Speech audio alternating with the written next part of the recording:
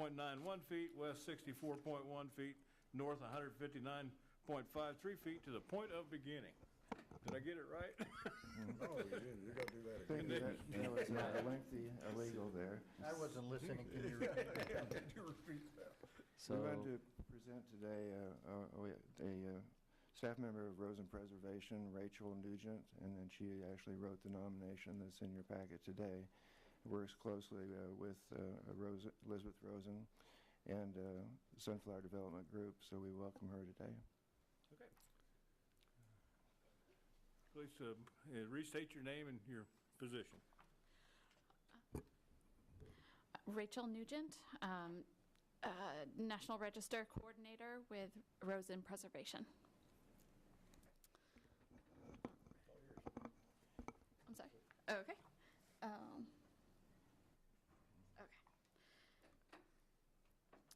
Okay.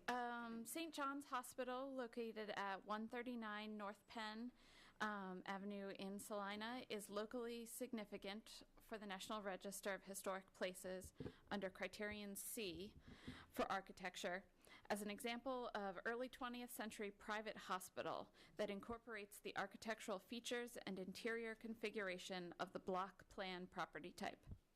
The block plan consolidated all hospital functions and services into a single building, which was then organized by wing. The period of significance is 1914, 1951, and 1957, which correspond to the three significant construction campaigns that achieved the early 20th century block plan property type. And being here in Salina, you all know where this is. It occupies the full block in a residential area east of downtown. St. John's Hospital is a large hospital complex built in phases. The property consists of the main hospital, begun in 1914, historic additions in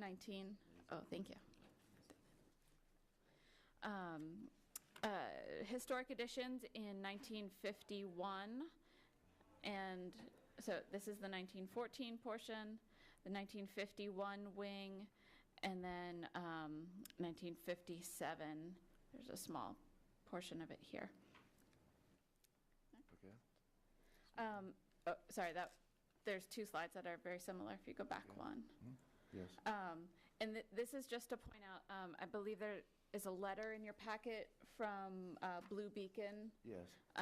That they, this is the medial center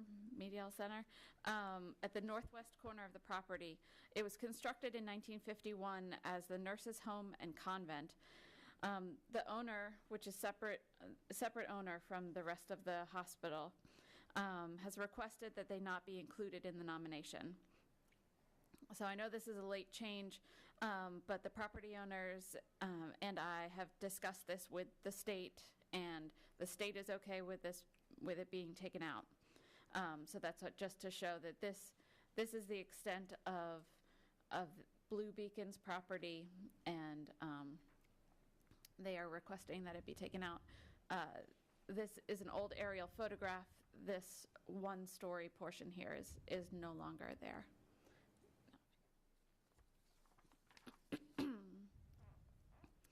So since this aerial photo was taken, two older portions of the building have been demolished. This one-story portion from the 1960s, and then the 1988 lobby porte cochere was removed. And in order to really get a handle on this enormous building, we've divided it up into blocks so we can really understand what's historic and what's not. So Block A is the historic portion. This is the 1914 and the 1951 wing, and then this little part in white here is the 1957 addition. So block, Excuse me. yeah, that works too. So block B over on the, so Block A is the historic portion, and then there's a little bit, another one-story section that was built in 1951 on the back. But then over here, all of this we've considered Block B, and these are additions that were constructed in 1964, 1971, 1967, 1971, up to 1990. And then over on the northeast corner is a 1988 addition, and that did connect to the entrance lobby, or it was adjacent to the entrance lobby, and so that is Block C. So just so we can really understand how this building goes together, what's historic and what's not. And the Medial Center is up here. Just deleted it from the map just so we can understand. So the primary east elevation shows how dominant the historic portions of the building are, with the wings of the 1914 building and the 1951 addition towering over the later sections. The 1957 addition is small, it's right here, but it clearly continues the materials and fenestration pattern of the earlier sections. And then from the southeast corner, looking northwest, you can see the 1994 addition, the 1964 addition, which is one story, and then, one story here, and then 71 up on the second story, and then this is 1967. Then from the southwest corner, looking northeast, this is the 1971 addition. It has 3 stories, but it's still much lower than the historic building. And then this is the 1994 addition. And from the rear, the west elevation, again, the 4-story historic building rises above the 1971 and 1966 additions. And then this is the Medial Center here on the left. And then this photo, looking southeast from within the property in that parking lot, you can see the continuity of the 1914 building with the 1951 addition. Again, a small portion was built in 1951 here, and then this was built at a later date that we can't quite pin down. And then that 1960s one-story addition was here, and that has been demolished. And there's a stair tower that was built in 1962 on the end.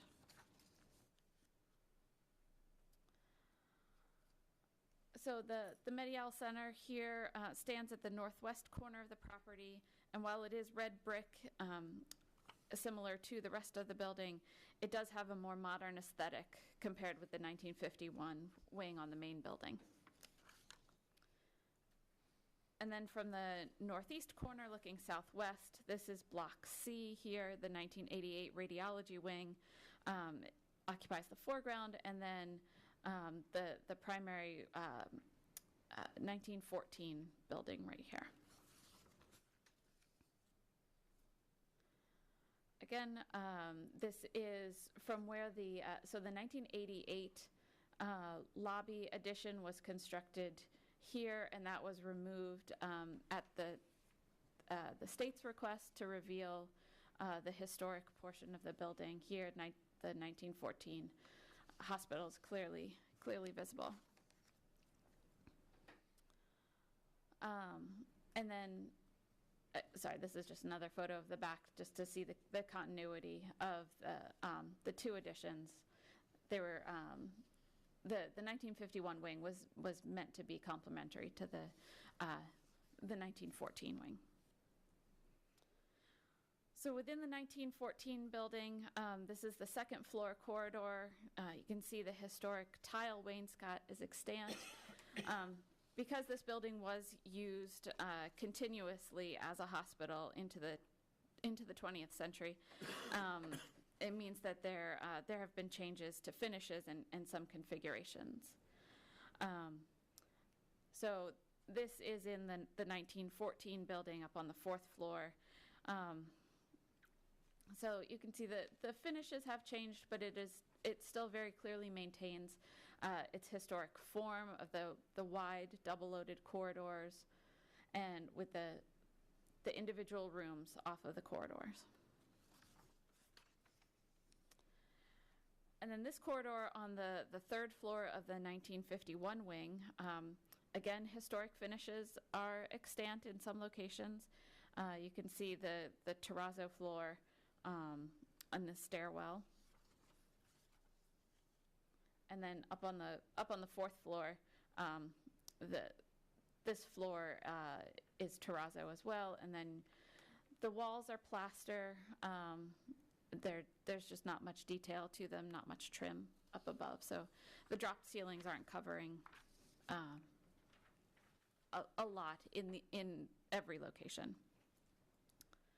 So this is the north stairwell in the 1914 building. It retains its historic configuration, balustrade and newel post. And then the stairwell in the 1951 wing, again, historic configuration, materials, the terrazzo floors that go all the way up through the stairwell. The chapel on the 3rd floor west wing of the 1914 building is the most intact space in the building. It retains its historic plaster ornament at the arched ceiling beams and then the art glass windows.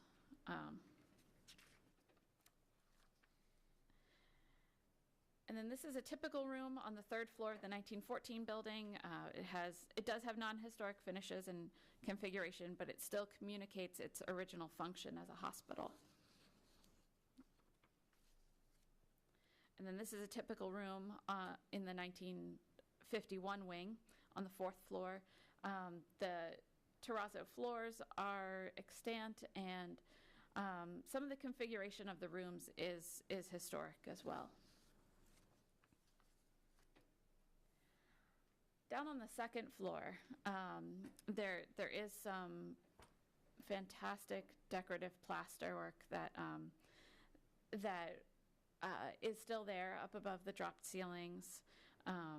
So this is the 2nd floor, right at the what was originally the entrance lobby to the 1914 wing. And then at the column capitals and the beams retain some of their decorative plaster as well. So this plan shows the extent and configuration of the non-historic additions on the south side of the building. So here's the 1914 building, 1951 wing, and then all of the 1964 to 1994 additions and how interconnected they are. On the 1st floor, the slide's a little bit light, but up on the 2nd floor, the 1971 wing continues up here, and there's still so many small rooms that are all attached over here. And then on the 3rd floor, a little bit less, just the 1971 wing.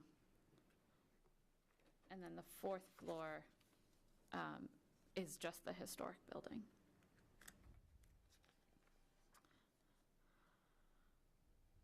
So then this historic photo shows the original configuration of the 2nd floor entrance. There was a large stairwell that went up to the 2nd floor entrance, and that the intact decorative plasterwork is up in this lobby here. But all of this was modified in the 1950s. So then this is after the completion of the 1951 wing, and then this 1957 piece here. And then in 1959, the steps to the 2nd floor, which this is the 2nd floor entrance up here. So the steps were removed, and this modern movement porte cochere was constructed on the primary elevation. But then in 88, the 1959 entrance was removed, and this new lobby was constructed and connected to the radiology wing. So this lobby wing, this lobby was demolished in 2016 to reveal the historic facade of the 1914 building. So these are a couple photos of the interior of the non-historic portions. So this is the 1988 lobby, the 1988 radiology wing. Actually, these two are in the 1914 building. So this is on the first floor of the building. You can see how the finishes have changed. And then this is there's a 1958 one-story addition on the back of the 1914 wing that had the wing that has the curved apse to it. So that brickwork and the historic window is still there within that non-historic addition.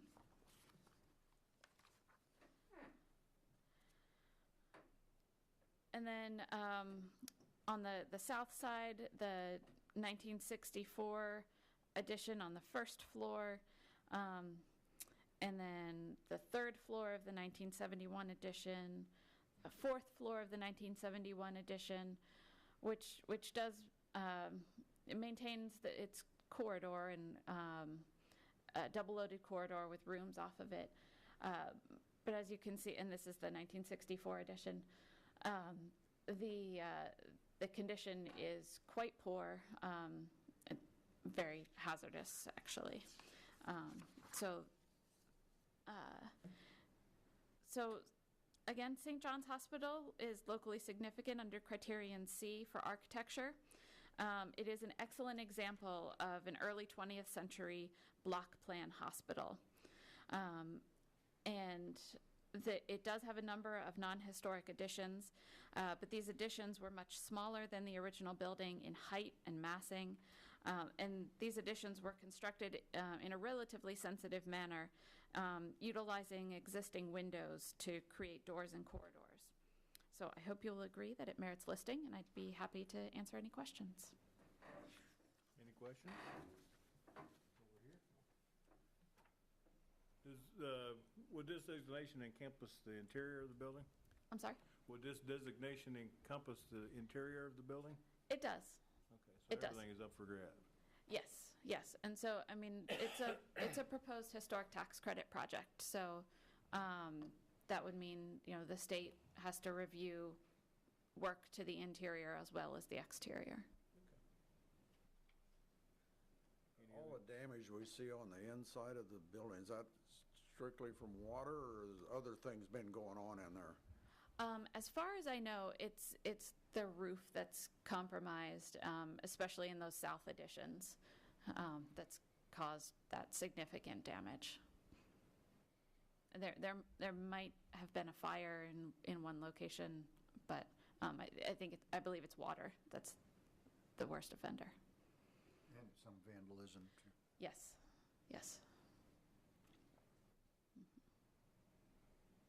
Anything else? Well, thank you. Staff have anything to say in addition to this? Well, we were just going to clarify as we thank you for attending this special meeting. The timing is such that the State Historic Sites Review Board will meet August 4th, and so it was important for this to come before the Heritage Commission so that you could weigh in on the nomination. We've provided you lots of background. I think this particular commission has been exposed to a number of applications relating to this. What we've done is a couple selective definite demolitions. The most recent one was done, as mentioned, to take off the porte-cochere on the front, and that was used to determine if there was enough of the original entrance intact to still merit designation. And so we are certainly supportive of that. As to the lengthy legal description that the chair read, that is basically, that description subtracts the Media Center from the description of, so the portion, the legal description of what is being designated is this entire block minus the block, or the portion of the block owned by Blue Beacon, and they considered the merits of inclusion and non-inclusion, and they just chose based on what their plans were, which is to redevelop that center into housing, but they didn't see the historic designation as beneficial for their project. So the focus here should be on the original hospital and the 1951 patient wing. I think the other thing we would note is that and it was something we tried to point out at the time, but when this was before the commission at the request of Salina Regional Health Center requesting the demolition of the entire structure, much of the damaged and moldy areas were in the newer flat-roofed portions of the building, and actually the older portions with the sloped roof had less water intrusion and less mold, and so the plan here is to demolish the non-historic portions and to redevelop the historic portions. So I think we've laid out for you options in your report. There's quite a bit of detail there, but on page 13 of your packet report, we have summarized staff feels are potential findings that you could make in support of the portion of the original and 1951 patient wing being eligible for registered designation. And then below that, we have given you 3 options. One would be to concur with the nomination form that you have in front of you and recommend to the City Commission that you find this to meet the criteria for eligibility. You could decline to concur with the findings that we have set out and make a recommendation that you don't think this meets the applicable criteria. You could continue this hearing if you think it's needed to acquire additional information, but we think the nomination form and the presentation was very thorough, and hopefully our report was as well. And so our recommendation is option 1, to provide support for the nomination of those portions of the hospital building to the National Register of Historic Places. Any questions from the commission? And I would call on any interested persons that want to make comment. I see several people that were part of this. I would like to ask a couple of questions on the project. Again, state your name and address. Jim Ravenkamp, 652 South Santa Fe. I guess the only questions I would have is probably for the developer is, or maybe you guys know, are they planning on recreating the front entrance like it was in the 1914?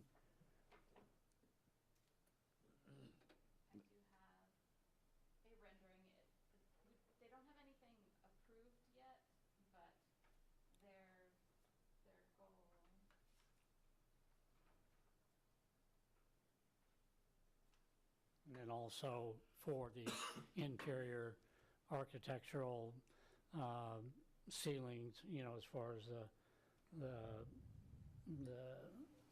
cornices and all that, are they going to be utilized?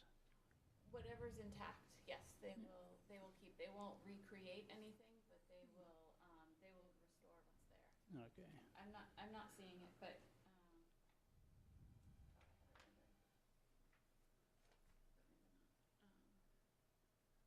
I mean, the so it would steps kind of there. Yeah. similarly look like what was in there in 1914. Yes. I mean, with the typical, the lighting that was back then too, or, Usually there's some leeway. They need to go back with something that's appropriate. appropriate, right? which is subjective, Yeah. Right. but yes, I mean, they do need to consider the environment of the space when choosing Okay. lighting. Yeah, well, good.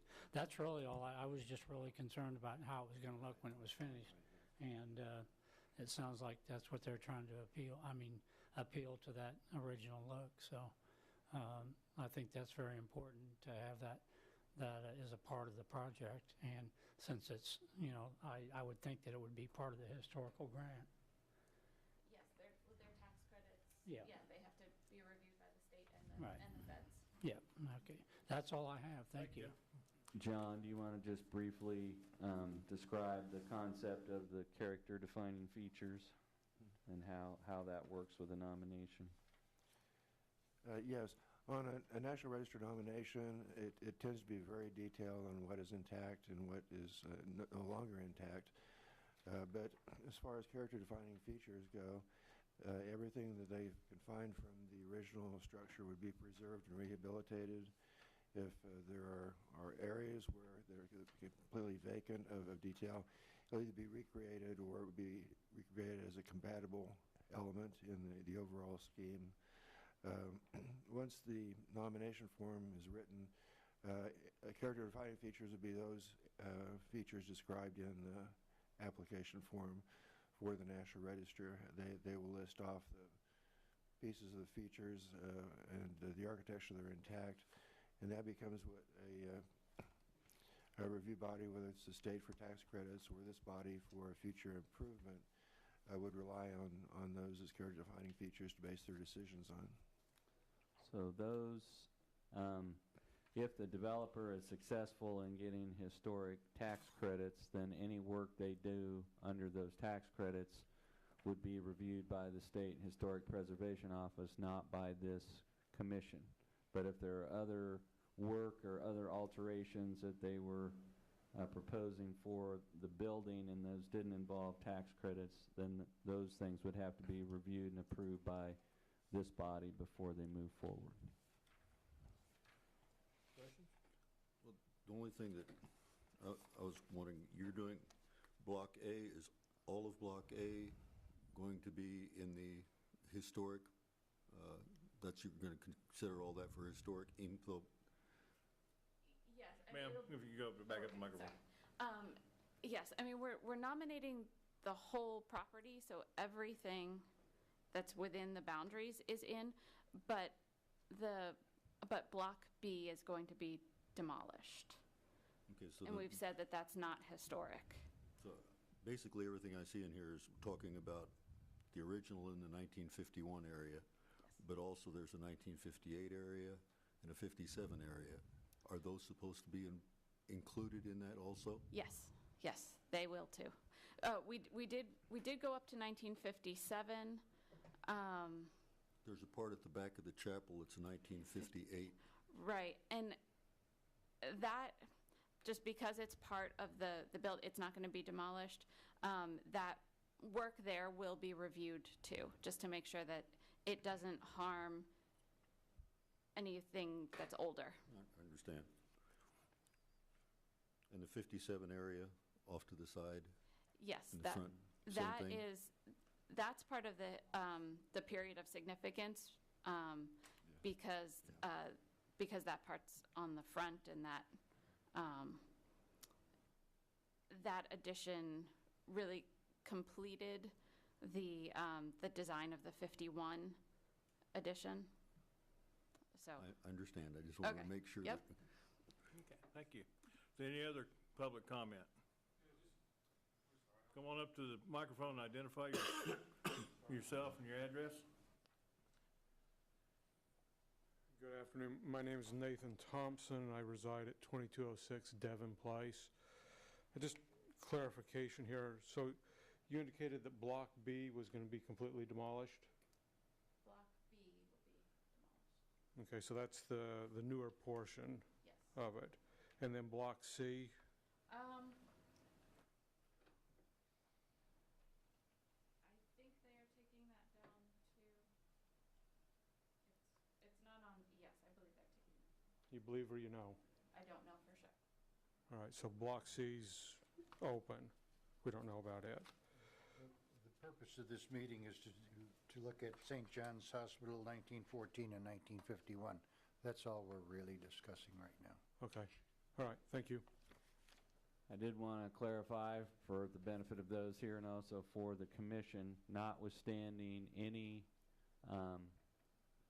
national nomination for National Register, any of those things, this is still a designated conservation property. And when redevelopment plans come forward and there is a plan to demolish selected portions of the modern parts of this hospital, those requests for demolition will have to come before this commission and be reviewed and approved, just like the demolitions of the one-story wing and the front entrance. So obviously the plan will be to retain the historic portions and remove only those modern portions, but the actual demolition cannot occur of any portion of this without being reviewed by this commission. Or is there any other public comment? I would like to just say one more thing. Jim Rivenkamp again, 652 South Santa Fe.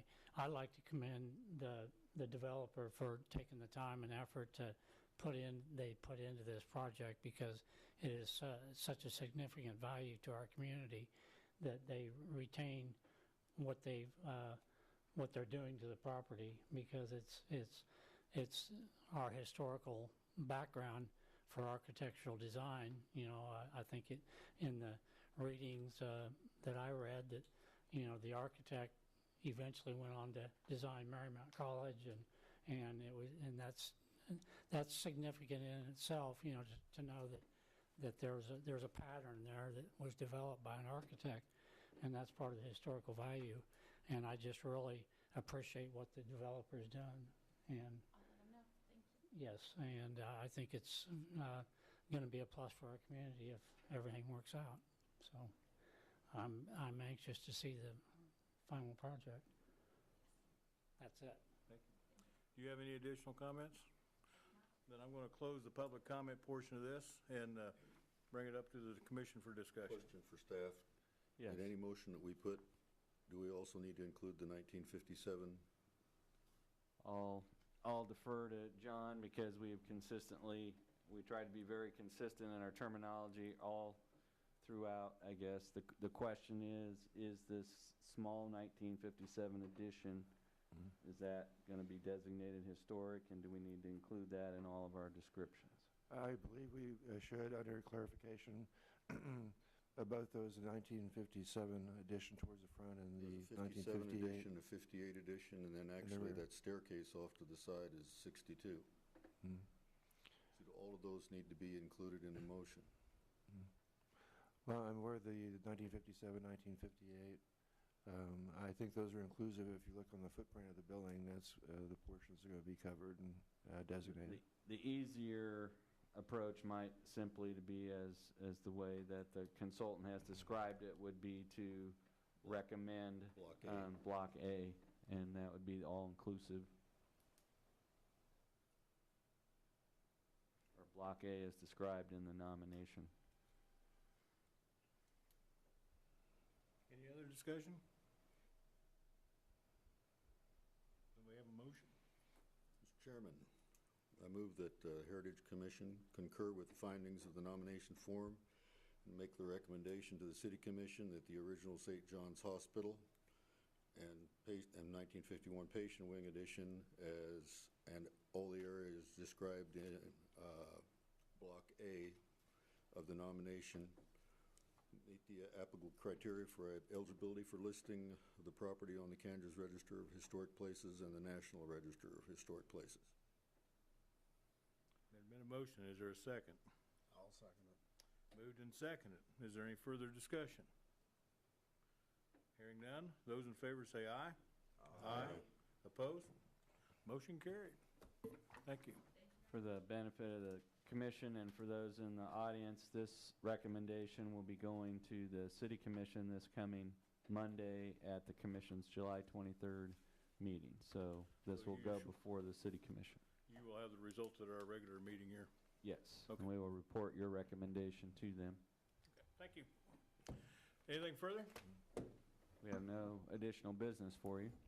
In that case, I declare this meeting adjourned.